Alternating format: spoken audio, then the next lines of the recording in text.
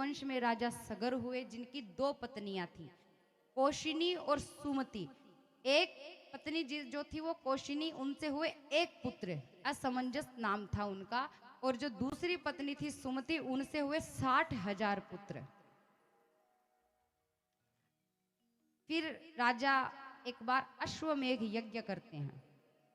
जब यज्ञ हुआ तो अश्वमेघ यज्ञ तो पता ही होगा लोगों को, एक घोड़ा होता है जिसे छोड़ देते हैं, जो उस घोड़े की चुनौती स्वीकार करे उसके साथ युद्ध होकर वो राज्य भी राजा जीत लेते हैं। तो जो घोड़ा था उसे छोड़ा, तब वह घोड़ा इंद्र चुरा कर ले गए। इंद्र ने वो घोड़ा चुराया और राजा जो थे, घोड़े को आए हुए काफी समय हो गया, तो अपने 60,000 पुत्रों को बोलते हैं जाओ घोड़े को देखो जाकर कहाँ है, उसे ढूंढो। बोले ठीक है।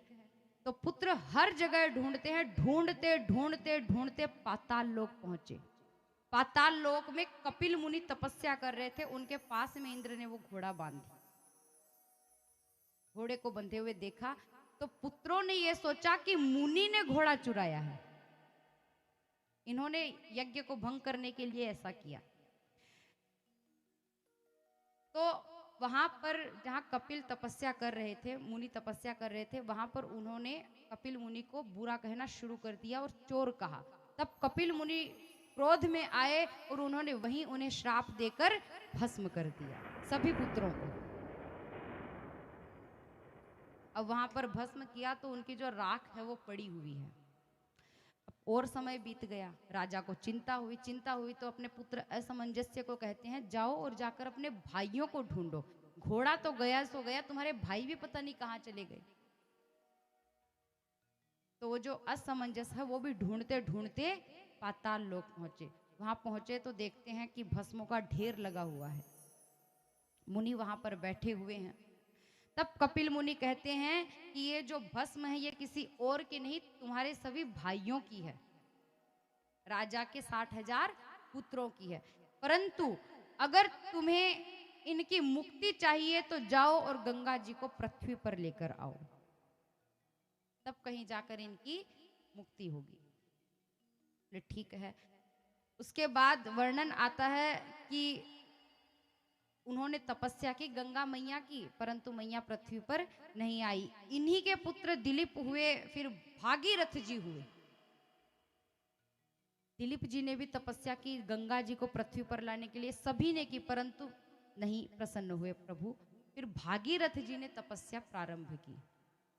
तपस्या इतनी कठिन की कि गंगा मैया को प्रकट होना पड़ा।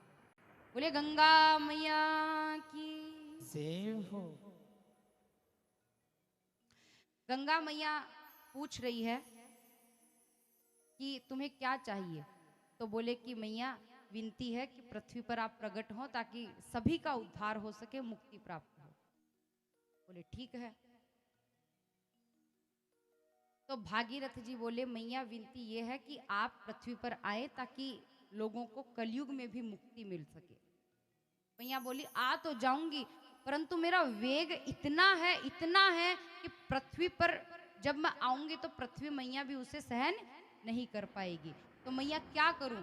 तो तुम शिव जी की तपस्या करो, पहले उन्हें प्रसन्न करो, क्योंकि एक महादेव ही ऐसे हैं जिनकी जटाओं में इतनी ताकत है कि वो मुझे उसमें समाहित कर सके। बोले ठीक है। अब भागीरथ जी ने महादेव जी की फिर तपस्या की। देखिए पहले गंगा मैया की, फिर महादेव जी की। अब महादेव जी भी प्रसन्न हुए, प्रसन्न होकर प्रकट हुए। बोले क्या चाहिए? बोले प्रभु आप गंगा मैया को अगर जटाओं में स्थान दे दे और वह पृथ्वी पर आ जाए तो हमारे पूर्वजों की मुक्ति हो जाए। तब महादेव जी अपने भक्त की इच्छा सुनते हैं और कहते हैं ठीक है, और साक्षात गंगा मैया को जटाओं में धारण किया। बोले महादेव महाराज हर हर। वर्णन है कि भागीरथ जी आगे आगे चलते गए और जहां जहां वो चले गंगा मैया उनके पीछे पीछे बहती गई। इसीलिए गंगा मैया का एक और नाम है भागीरथी गंगा। जैसे ही गंगा मैया 60,000 जहां राजा के पुत्र भस्म हुए थे उनको स्पर्श करता है जल, वैसे ही उन सब की मुक्ति हो जाती।